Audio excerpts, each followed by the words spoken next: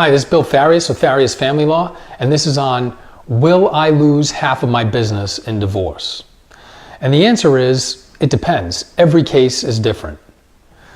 Business is considered property, and in Massachusetts, equitable distribution is the standard that's used to distribute property in a divorce. And basically what that means is the court attempts to divide all of the parties' property fairly based on the particular circumstances of the case. So whether a business will actually be divided and how much of it the other spouse will be entitled to depends on a number of factors. The court will look at how long the marriage is, when the business was started. Was it started before the marriage or during the marriage? Who put money into the business? And when was that money put into the business? What were the contributions of the parties during the marriage to the business? What were the parties' other contributions to other areas of marital life, among other factors? So if a business is going to be divided as part of divorce, it's difficult to obtain a value on a business without an expert. It's usually impossible, depending on the nature of the business. So in many cases, the parties have to hire an expert to determine the value of the business. It can either be one expert jointly hired by both parties to determine the value. It could be that there is one expert on each side, and each expert has an opinion on the value of the business. And often those opinions are not consistent.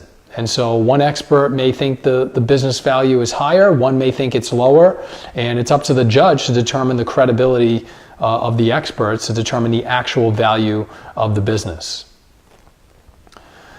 So what happens once you have the value of the business or the values of the business and you're determining how it's going to be divided? What are the options? Theoretically, you could sell the business. However, more commonly, what happens is that there is an offset in divorce with the other assets of the marriage. So for example, usually one party keeps the business and a certain amount of value in that business is attributed to the other party, and there is an offset with, for example, the value of the marital home. So if one party is keeping the business, maybe the other party keeps a larger percentage of the equity in the marital home, or keeps a larger percentage of the retirement accounts. So typically that's what happens in a business is one party will keep a business and there'll be an offset where the other party gets a greater amount of the other assets. If you do own a business and you're going through a divorce, do not make any substantial changes that you would not otherwise make in the regular course of business just because you're involved in a divorce.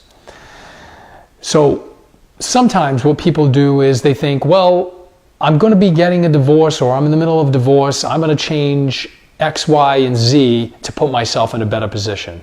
And that is typically a bad idea.